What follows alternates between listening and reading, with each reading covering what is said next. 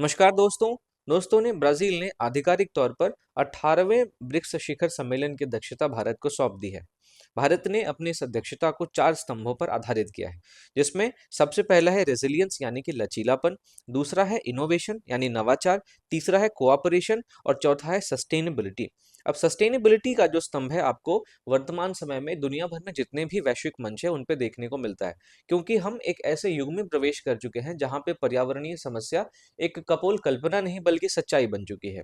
आज हम पर्यावरणीय समस्याओं से निपटने के लिए बहुत सारे मेजर्स अपना रहे हैं, पर्यावरण को अनुकूलित करने के लिए बहुत सारे मेजर्स अपना रहे हैं, हम कार्बन ट्रेडिंग कर रहे हैं, हम और भी बहुत सारी नई नई तकनीकों की मदद से अपने पर्यावरण में हुए परिवर्तनों को वापस से रिवर्स करने की कोशिश कर रहे हैं। तो जाहिर सी बात है, सस्टेनेबिलिटी का जो स्तंभ है वो बहुत ही इंपॉर्टेंट है।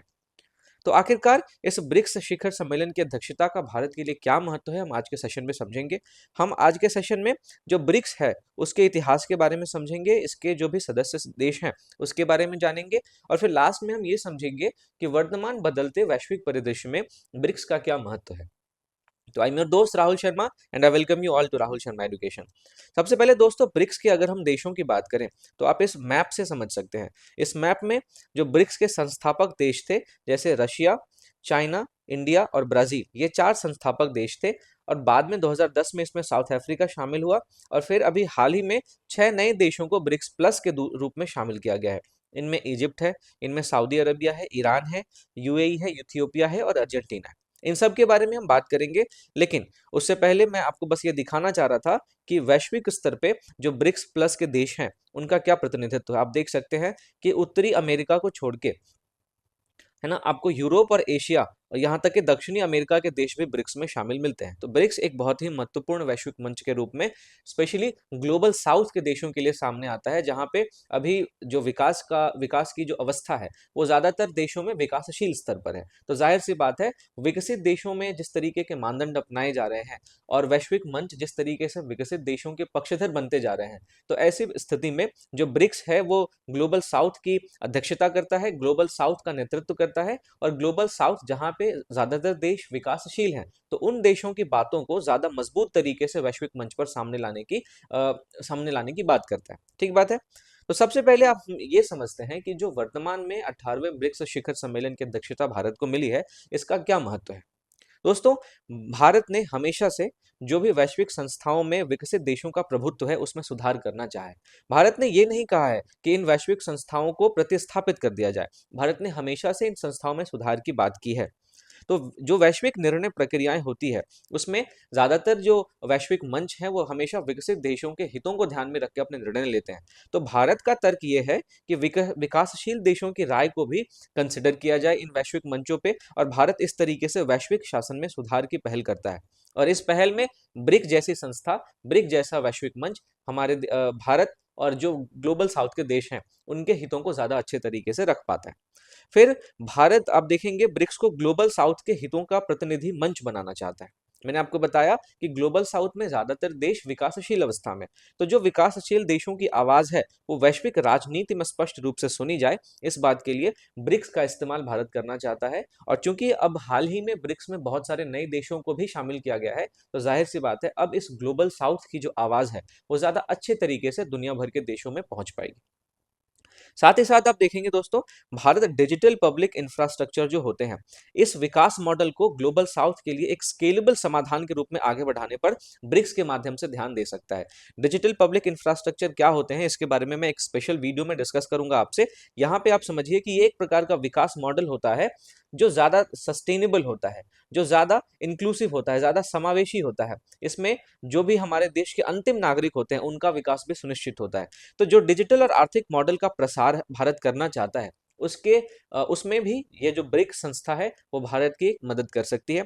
साथ ही साथ आप देखेंगे जो रणनीतिक स्वायत्तता भारत अपना रहा है, क्योंकि जो मल्टी अलाइनमेंट नीति के तहत पश्चिमी देश, चीन और अन्य शक्तियों के साथ संतुलित संबंध भारत बनाए रखना चाहता है, तो इससे भारत की रणनीतिक स्वायत्तता सुरक्षित होगी। और ऐसे में जो ब्रिक प्लस के देश हैं, ये ब्रिक प्लस के देश भारत की रणनीतिक स्वायत्तता को बनाए रखने में एक महत्वपूर्ण भूमिका निभा सकते हैं। भारत इनके साथ अलग अलग तरीके से संधि कर सकता है, भारत इनके साथ अलग अलग तरीके से समझौते कर सकता है, और अपने हितों की पूर्ति के लिए वो किसी एक देश पर निर्भर नहीं रहेगा, किसी पश्चिमी देश पे उसकी पूरी निर्भरता नहीं होगी। तो रणनीतिक स्वायत्तता की दृष्टि से भी इस अध्यक्षता का बहुत महत्व है। साथ ही साथ इस समय पूरा विश्व वैश्विक व्यापार तनाव से जूझ रहा है। एक तरफ अमेरिकी टैरिफ नीतियां हैं, दूसरी तरफ चीन और पश्चिम का संघर्ष हमें देखने को मिल रहा है। तो इन सारी चुनौतियों के बीच में भारत की ये जो अध्यक्षता है, वो बाकी दूसरी महाशक्तियों के बीच संतुलन बनाने के दृष्टिकोण से भी महत्वपूर्ण बन चुकी है। तो ये कई सारे ऐसे मुद्दे हैं जिन मुद्दों को ध्यान में रखते हुए जो हालिया भारत की ब्रिक्स की अध्यक्षता है, वो एक बहुत ही महत्वपूर्ण घटना हमें जान पड़ती है। अब हम समझते हैं कि ब्रिक्स क्या है। ये तो हमने समझा कि आखिर ब्रिक्स की जो अध्यक्षता भारत को मिली है, उसका महत्व क्या है। अब ब्रिक्स क्या है, ये समझे बिना हम इस ब्रिक्स के महत्व को पूरी तरीके से नहीं समझ पाएंगे। तो दोस्तों, ब्रिक्स एक अंतर्राष्ट्रीय समूह है जो कि प्रमुख उभरती अर्थव्यवस्थाओं वाले देशों को शामिल करता है। इसमें आपको मुख्य रूप से ब्राजील, रूस, भारत, चीन और दक्षिण अफ्रीका देखने को मिलेंगे। अगर हम इसके इतिहास की बात करें, तो जो ब्रिक शब्द है, इसको ब्रिटिश अर्थशास्त्री जिम ओ नील ने बनाया था 2001 में, जिसमें ब्राजील, रशिया, इंडिया और चाइना थे। 2006 में G8 आउटरीच सम्मेलन के बाद ये एक औपचारिक समूह के रूप में विकसित हुआ, और इसके एक औपचारिक समूह में विकसित होने के बाद 2010 में दक्षिण अफ्रीका भी ब्रिक में शामिल हो गया, और तब से जो ब्रिक है वो ब्रिक्स बन जाता है। अब हाल ही में आप देखेंगे इस समूह में कई सारे नए देशों को शामिल किया गया, जिसको मैंने आपको मैप पे दिखाया। इसमें मिस्र है, यानी इजिप्ट है, फिर इथियोपिया है, ईरान है, इंडोनेशिया है, सऊदी अरबिया है और यूएई है। तो ये जब नए सदस्य देश शामिल हुए हैं, तो जाहिर सी बात है जो ब्रिक्स की भूमिका है और जो ब्रिक्स का प्रतिनिधित्व है, ये दोनों बढ़ा है। अगर हम ब्रिक्स के उद्देश्य की बात करें दोस्तों, तो ब्रिक्स का उद्देश्य है वैश्विक शासन में सुधार करना। मैंने आपको बताया था ना कि वैश्विक मंच पे जिस तरीके से पश्चिमी देशों के हितों को ध्यान में रख के निर्णय लिए जाते हैं, तो वो वैश्विक शासन में एक गलत चीज को गलत चीज को प्रदर्शित करता है। तो भारत चाहता है कि विकासशील देशों की राय को भी गंभीरता से लिया जाए और वैश्विक शासन में सुधार हो, और ब्रिक्स का भी यही उद्देश्य है। साथ ही साथ ब्रिक्स का ये उद्देश्य है कि जो विकसित और विकासशील देशों के बीच असंतुलन की स्थिति है, उसको दूर किया जाए और एक संतुलन बनाया जाए। साथ ही साथ वैश्विक संस्थानों में जो ग्लोबल साउथ के देश हैं, जो ब्रिक्स के देश हैं, उनका ज्यादा प्रतिनिधित्व हो। इसके अलावा बहुत सारी वैश्विक संस्थाएं जहां पर विकसित देशों का प्रभुत्व है, उदाहरण के तौर पे आप देखेंगे इंटरनेशनल मॉनेटरी फंड है, वर्ल्ड बैंक है, यूनाइटेड नेशन सिक्योरिटी काउंसिल है। तो इन सब के संतुलन के लिए जो ब्रिक्स है, वो एक वैश्विक मंच भी प्रदान कर सकता है, जहां पे जो विकासशील देश हैं उनकी बातों को ध्यान से सुना जाएगा। ब्रिक्स के सहयोग के 3 स्तंभ है दोस्तों। ब्रिक्स 3 महत्वपूर्ण स्तंभों के तहत कार्य करता है, विचार विमर्श करता है। ये 3 स्तंभ क्या-क्या है? पहला है राजनीति और सुरक्षा, दूसरा है आर्थिक और वित्तीय स्तंभ, और तीसरा है सांस्कृतिक और लोगों के बीच आदान-प्रदान का स्तंभ। अगर हम ब्रिक्स के वैश्विक प्रभाव की बात करें, तो आप इस बात से अंदाजा लगा सकते हैं कि ब्रिक्स का क्या महत्व है। देखिए, वैश्विक जनसंख्या का 49.5% ब्रिक्स में है। वैश्विक जीडीपी का लगभग 40% ब्रिक्स में है, और जो वैश्विक व्यापार होता है उसका लगभग 26% जो है वो ब्रिक्स में होता है। तो ब्रिक्स के जो देश अभी वर्तमान में नए शामिल हुए, इन सबको मिला के आप देख लेंगे कि जो वैश्विक वैश्विक जीडीपी का 40% जो है वो इन्हीं सभी देशों से मिलकर आता है। तो जाहिर सी बात है कि इतने बड़े भारांश वाले देशों का समूह जब अपनी बात अच्छे तरीके से रखेगा, विकासशील देशों के हितों को सामने अच्छे तरीके से रखेगा, तो वैश्विक मंच पर जो ग्लोबल साउथ के देश हैं उनकी आवाज बेहतर ढंग से सुनी जाएगी। वैश्विक मंच पर जो विकासशील देशों की राय है उनको गंभीरता से लिया जाएगा। ठीक बात है। अब दोस्तों, अब हम ये समझेंगे कि वर्तमान जो जियोपॉलिटिक्स का हमें सिनेरियो चेंज होता दिख रहा है, इसमें ब्रिक्स की क्या भूमिका रह जाती है। ठीक है, सबसे पहले मैं आपको बताऊं कि पश्चिमी प्रभुत्व को चुनौती देते हुए जो ब्रिक्स है, वो विकसित और विकासशील देशों को एक मंच पर लाता है। आपको इस ब्रिक्स में आपको इंडिया भी देखने को मिलेगा, आपको चाइना भी देखने को मिलेगा, आपको अर्जेंटीना जैसे देश भी देखने को मिलेंगे, आपको ईरान जैसे देश भी देखने को मिलेंगे, जो कि अमेरिकी प्रतिबंध के शिकार हैं। तो जाहिर सी बात है, अब इन सारे विकसित और विकासशील देशों को एक मंच पर लाना, और ये पश्चिमी प्रभुत्व को चुनौती देने जैसी बात होती है। और इस वजह से होगा क्या, वैश्विक शक्ति संतुलन को ज्यादा समावेशी बनाया जा सकेगा, क्योंकि अभी भी वैश्विक शक्ति संतुलन आप देखेंगे पश्चिमी प्रभुत्व में है, पश्चिम की तरफ झुका हुआ है। तो ऐसे में वैश्विक शक्ति संतुलन बनाने के लिए ब्रिक्स जो है उसकी भूमिका वर्तमान समय में बहुत महत्वपूर्ण हो जाती है, क्योंकि हम अब किसी एक ध्रुवीय या दो ध्रुवीय विश्व में नहीं जी रहे, हम बहुध्रुवीय विश्व में जी रहे हैं। तो ब्रिक्स भी बहुध्रुवीयता का नेतृत्व करता है।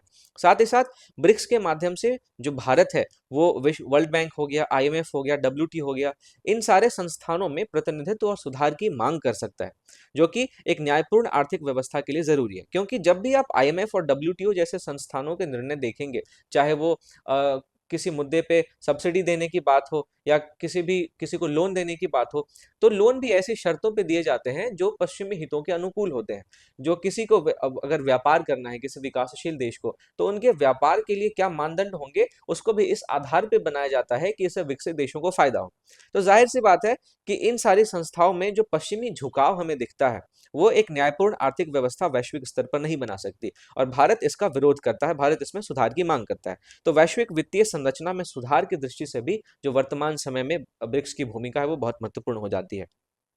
इसके अलावा आप देखेंगे, भारत अपने ब्रिक्स की अध्यक्षता का उपयोग ये दिखाने के लिए भी कर रहा है कि वो एक स्वतंत्र और सक्षम वैश्विक खिलाड़ी है।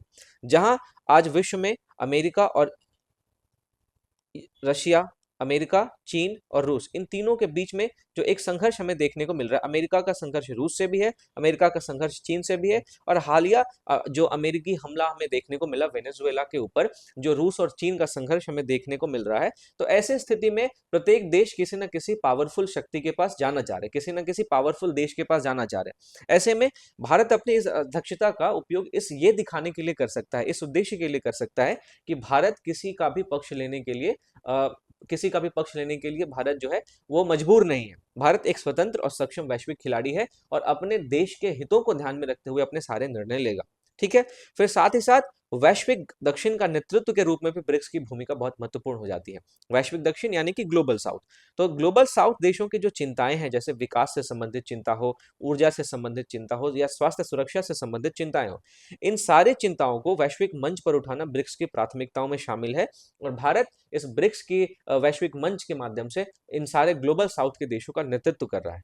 तो दोस्तों, ये हमने आज के सेशन में समझा कि ब्रिक्स क्या है, भारत की जो वर्तमान अध्यक्षता है इसका क्या महत्व है, और इस बदलते भू राजनीतिक परिदृश्य में ब्रिक्स की क्या भूमिका है, जहां पे आज हमें वैश्विक संघर्ष बहुत जोरों शोर से दिख रहा है। अमेरिका वेनेजुएला का संघर्ष हो, अमेरिका ईरान के बीच टकराव हो, अमेरिका चीन के बीच टैरिफ वॉर हो, या अमेरिका द्वारा जो अमेरिका फर्स्ट की नीति है उसके तहत बहुत सारे जो तरीके अपनाए जा रहे हैं, इन सारे बदलते भूपरिदृश्यों में ब्रिक्स एक महत्वपूर्ण भूमिका निभा सकता है। ब्रिक्स एक बहुध्रुवीयता का नेतृत्व करके किसी पूरे विश्व को किसी एक गुट में शामिल ना करके बहुध्रुवीयता का नेतृत्व कर सकता है।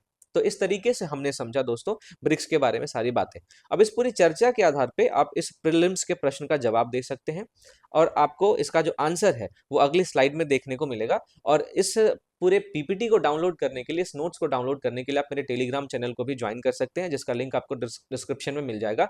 राहुल शर्मा करंट अफेयर्स के नाम से चैनल है, आपको इसका लिंक डिस्क्रिप्शन में मिलेगा। लेकिन हाँ, जाने से पहले दोस्तों, वीडियो अगर आपको पसंद आई हो तो लाइक जरूर करें। चैनल को अगर अभी तक आपने सब्सक्राइब नहीं किया है तो सब्सक्राइब जरूर करें, क्योंकि बहुत मेहनत करके मैं आप सब लोगों के लिए वीडियो लाता हूँ, और आप देख ही रहे होंगे कि कितना कॉम्प्रिहेंसिव तरीके से मैंने इस नोट्स को बनाया है। मिलता हूँ आपसे अगली वीडियो में, तब तक के लिए थैंक यू फॉर वॉचिंग।